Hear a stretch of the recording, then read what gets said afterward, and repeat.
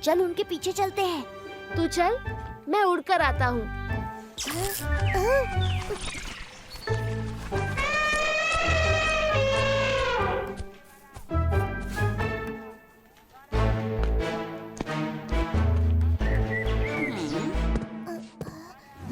प्रणाम मान्यवर, आपसे एक विनती करनी है।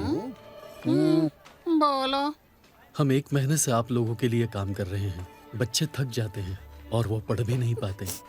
अगर आपकी अनुमति हो तो कल से बच्चों को गुरुकुल भेज दें। आपका काम तो हम बड़े कर ही रहे हैं ना। 10 बच्चे अगर कल से काम पर नहीं आएंगे तो काम कैसे खत्म होगा? और हमारा भव्य भवन का सपना कैसे संपन्न होगा? नहीं, जब तक ये भवन नहीं बन जाए कोई कहीं नहीं जाए। फिर तो मुझे सेनापति जी से बात करनी पड़ेगी। ये हमारे बच्चों के भविष्य का सवाल है। सेनापति जी ने तो हमें ये काम दिया है। और आज तक उन्होंने सिर्फ हमारा ही बख्श लिया है। अब चलो काम पे लगाओ।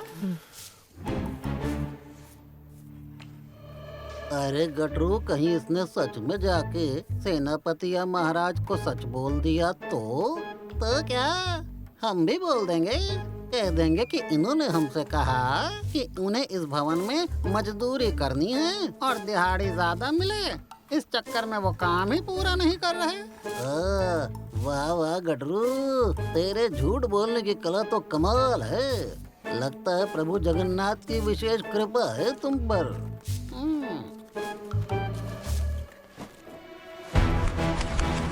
झूठ बोलने का दंड अवश्य मिलेगा।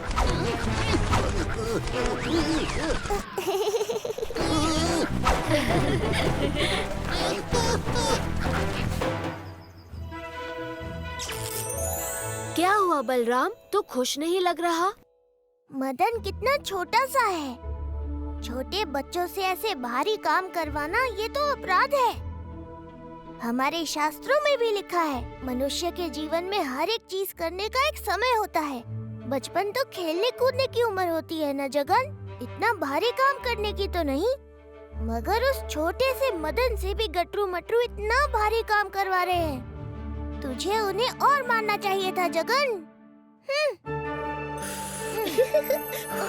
क्या कर रहा है जगन? तुझे शांत कर रहा हूँ शीतल पवन से। तुझे तो इतना गुस्सा आता ही नहीं। पर आज आ रहा है और मुझे शांत भी नहीं होना।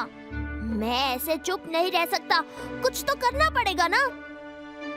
तो चल, करते हैं वही जो ये लोगों के साथ करते हैं।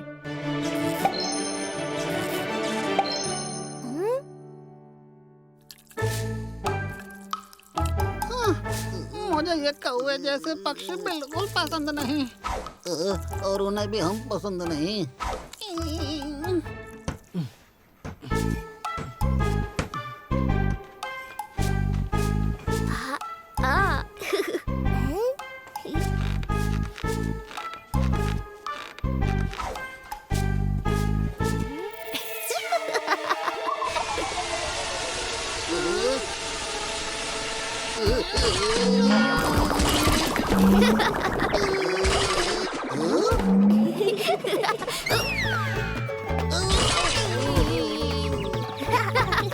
अरे जल्दी चल। नहीं, पहले तू चल।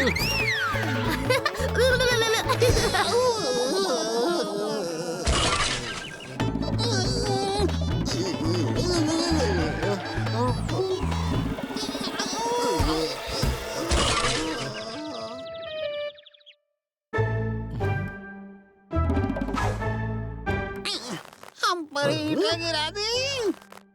तुम्हारे बच्चों की है ये बदमाशी। मैंने कहा था ना, बच्चों से काम मत करवाइए। चुप करके उन्हें यहाँ बुलाओ और उन्हें खूब खरी खोटी सुनाओ और दोनों पर 10-10 कोड़े बरसाओ। उससे पहले हमें इसमें से मुक्त करवाओ। जब तक तुम महाराज और सेनापति जी को सच नहीं बताते और इन सबको इनका हक नहीं देते, तब तक तुम लोग मुक्त नहीं हो सकते।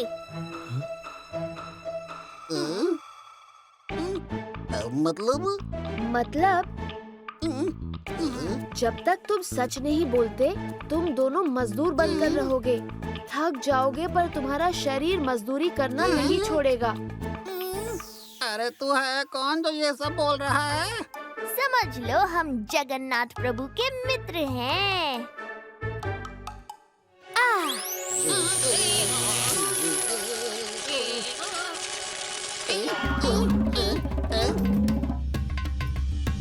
ये दोनों कहाँ जा रहे हैं? आपका घर बनाने।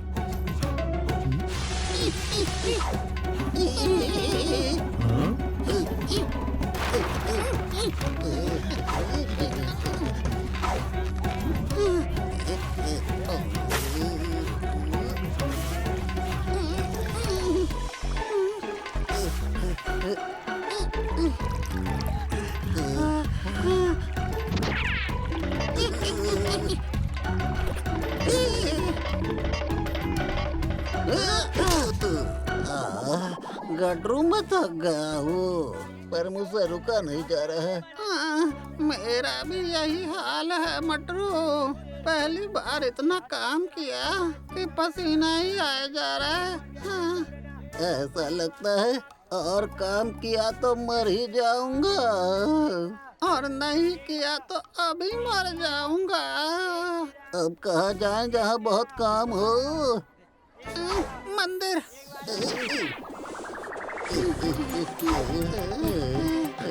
अरे हो गया सारा काम, अब निकलो यहाँ से।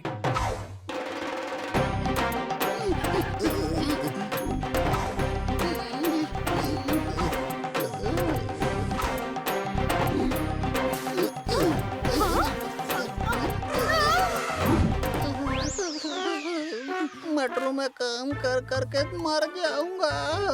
मैं भी कैसे रोके हम खुद को? कुछ सोच। सत्य बोल दो और मुक्त हो जाओ।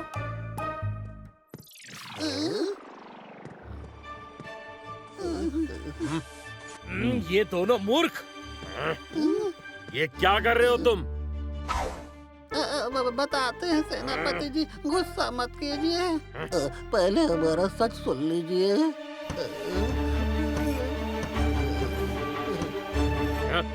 ये प्रभु जगन्नाथ की पूरी है और तुम लोगों ने प्रभु की शरण में आए लोगों की मानहानि की है। बहुत गलत किया तुम दोनों ने। हाँ, अब इसकी सजा भी बहुत मिलेगी। सेनापति जी, सुबह से सजा मिली हुई है। इतना काम कर करके हमारी हालत बिगड़ी हुई है। लगता है भगवान जगन्नाथ ने खुद इनका न्याय कर दिया। बटुक, अब जब तक उन शरणागतियों का घर और काम व्यवस्थित नहीं हो जाता तुम उनका खुद ध्यान रखोगे। जी महाराज, और इन दोनों को ऐसे ही छोड़ देंगे? इन दोनों से अब तुम जो कराना चाहो कराओ।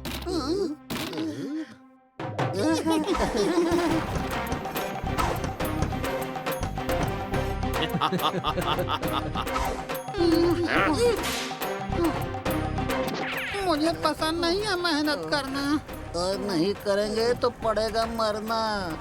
जोर लगा के आयशा।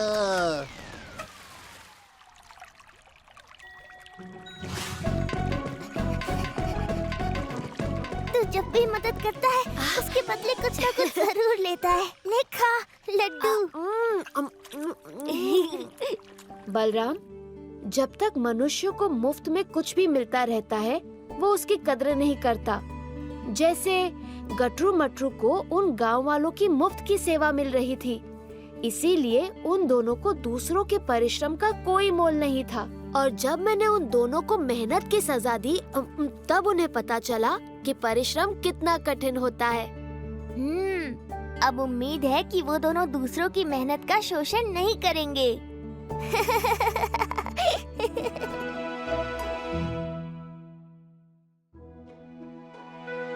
बलराम, ओ दानी बलराम, बाहर आओ। क्या हुआ काकी? राजकुमारी ने कहा अब तुमसे जो मांगा जाएगा तुम वो दान में दोगे। मैं बहुत गरीब हूँ, मुझे कुछ अनाज मिल सकता है? वो माँ बाबा, कल मैंने दान देने का प्रण लिया था। क्या हम कुछ अनाज इन्हें दे सकते हैं?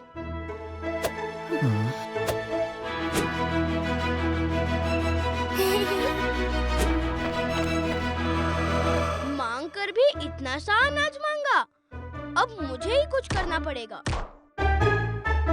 राजा बाली की कहानी सुनकर मैंने प्रण ले लिया कि मैं किसी को कुछ देने से ना नहीं कहूँगा। आप गुस्सा तो नहीं है ना माँ बाबा? बलराम, अगर तुमने ये प्रण प्रभु जगन्नाथ की प्रसन्नता और भक्ति के लिए लिया है तो हमें कोई आपत्ति नहीं। बलराम, मुझे तेरी दुकान का सारा सामान दान में चाहिए। मुझे पता था ये लोग ऐसा ही कुछ करेंगे। बोल दे, सामान तेरे माँ बाबा का है। दामू, ये दुकान और इसका सामान तो मेरे माँ बाबा का है। तुम मेरी कोई वस्तु दान मांग लो। निकल गई ना सारी हेकड़ी। गुरु माँ के सामने बड़ी बड़ी बातें कर रहा था, अब कह रहा है सामान माँ बाबा का है। टूट गया तेरा प्रण। सही कहा दामू। माँ बाबा, मेरा तो कुछ है ही नहीं दान देने के लिए, पर आपके साथ रहूंगा तो रोज मेरा प्रण टूटेगा, इसलिए मैं चला जाता हूँ आपसे दूर। जो हमारा है सब तुम्हारा ही तो है बलराम। दे दो जो दान देना है तुम्हें। हाँ, प्रभु जगन्नाथ सब संभाल लेंगे। भोले बलराम, तेरा कुछ नहीं हो सकता।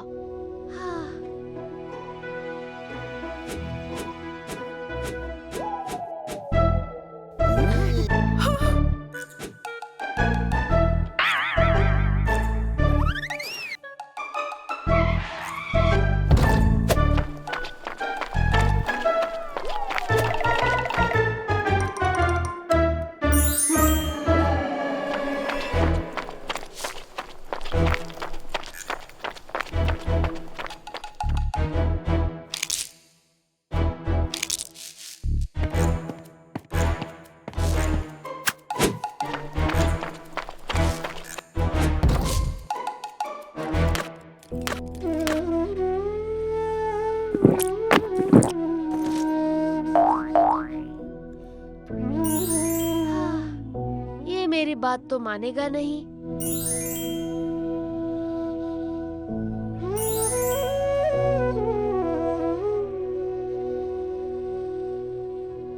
महाराज, अब हमें ही कुछ करना होगा। हमारा भोला बलराम।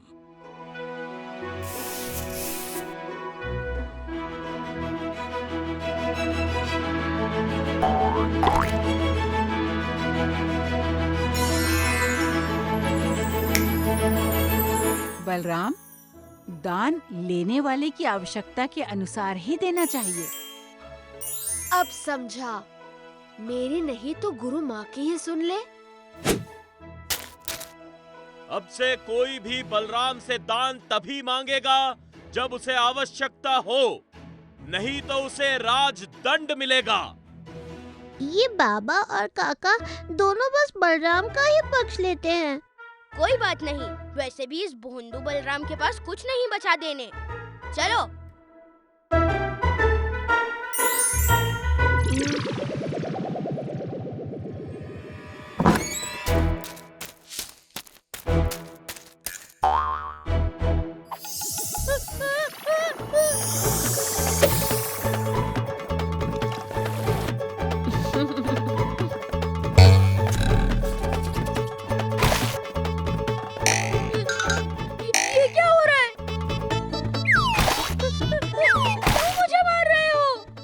दोषी को दंड तो मिलता ही है, मारो।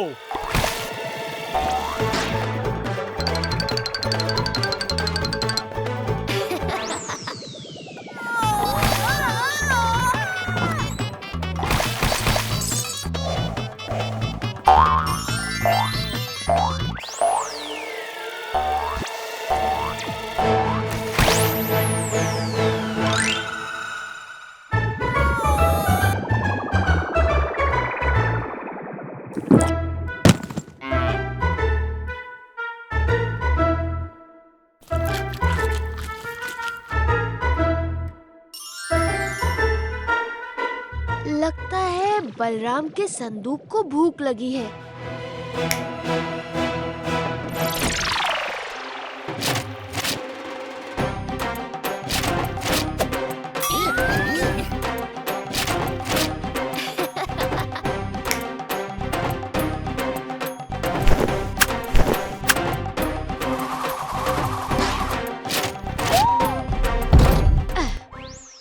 पड़े रहो यहाँ।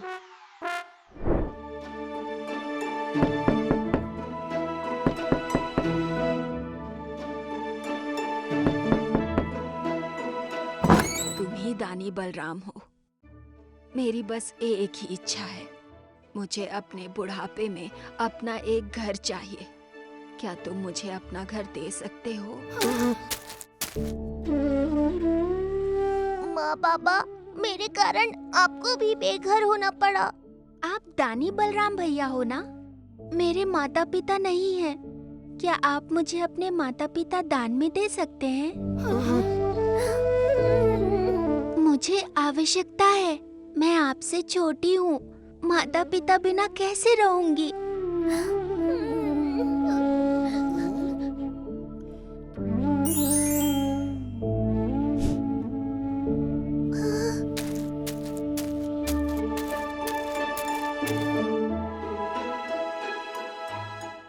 बलराम, तुमने सब दान दे दिया, पर मैं अब भी तुम्हारा राजा हूँ और मैं तुम्हें आदेश देता हूँ कि अब से तुम मेरी देखरेख में रहोगे। बलराम, तुम हमारे साथ महल चलो, वहीं रहना। नहीं महाराज, दान देकर वही दान वापस लेना सही नहीं है। बलराम, तुम बहुत छोटे हो, यहाँ अकेले कैसे रहोगे? अकेला कहाँ हूँ, मेरा जगन है ना मेरे साथ।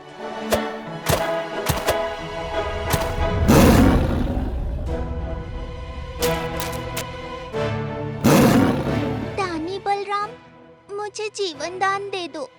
दानी बलराम, मुझे सिंह से बचा लो।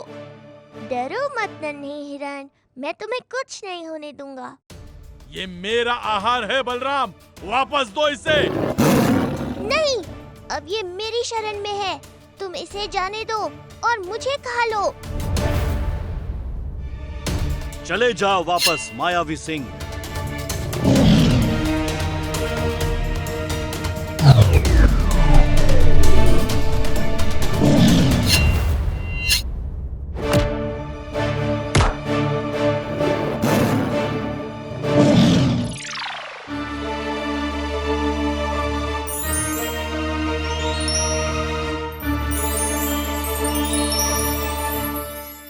हम सब देखना चाहते थे तुम अपना प्रण कहाँ तक पूर्ण कर पाते हो।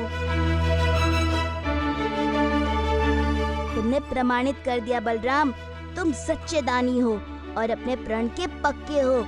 तुम्हारा कल्याण हो।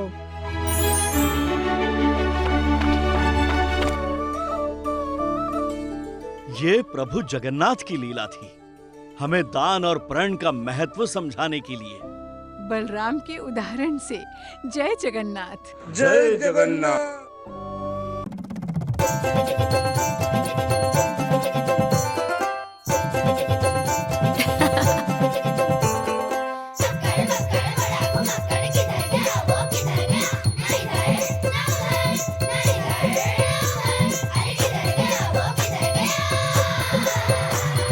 संकट भागे तुम दबा के जब वो साथ हो, है ना कोई उसके जैसा ऐसा यार। वो नुस्खे हैं अनोखे उसकी ही बातों में, प्यार की ऐसी झलकी उसकी आंखों में।